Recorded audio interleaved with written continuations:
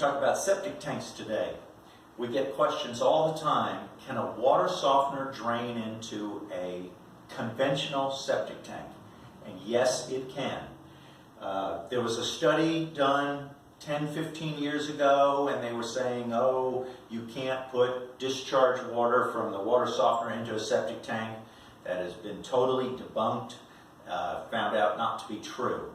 So if you have a conventional tank, a water softener can definitely drain into it. The amount of sodium that goes into the septic tank is very, very small, and with all your other wastewater, it really gets diluted. On some of the new systems, the aerobic systems, some builders or some septic companies will run a separate line to the second tank, which is the pump tank to go out to the irrigation fields, and they will drain the water softener into the second tank. But most of the time they drain it into the first tank, and then it goes into the second tank and then gets pumped out for irrigation use. So you can rest easy.